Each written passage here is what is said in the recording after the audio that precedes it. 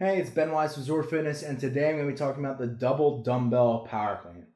So the first thing here is that there's not necessarily specified. It's up to you whether you stand wide and have the dumbbells go narrower, or if you stand narrow and have the dumbbells go wider. Whether you're inside or outside doesn't really matter. It's up to you. Honestly, both are fairly comfortable for me. The biggest thing to make this movement comfortable for either one of those is making sure that you either stand narrow enough or wide enough, where if you kind of pick a hybrid where you're kind of in no man's land, so to speak, when you go on the outside, the dumbbells are either going to hit your knees or you're going to have to activate your shoulder a lot. And then the way you're just keeping a ton of tension, you want to be able to relax your shoulder to where it's directly vertical. So to do that, you have to stand really narrow. Opposite, whereas if you're going on the inside, you have to stand quite wide to allow those dumbbells to come down relaxed in the middle and not hit your legs. So I'm going to demo it both ways when I do it here, and then I'll have some closing remarks. So let me demo real quick.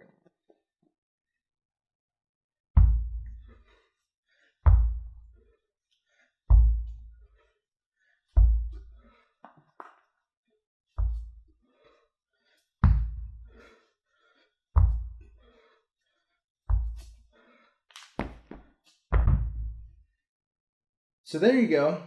I want to point out two more things that are going to change because of the dumbbells versus the barbell power clean. So for one, the standard for the dumbbell is only one head of the dumbbell has to touch the ground versus both heads. So especially in like a dumbbell deadlift, you're going to cheat your hand all the way to the back of the dumbbell, and you're going to turn your hand so that you minimize that range of motion.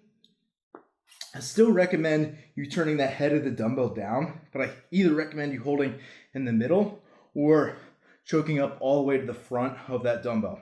Reason being, when you go to lift, you have to turn over that entire system of the dumbbell. There's no collar where they spin on their own. You can keep it in really tightly like you do a barbell and be really aggressive with your elbows.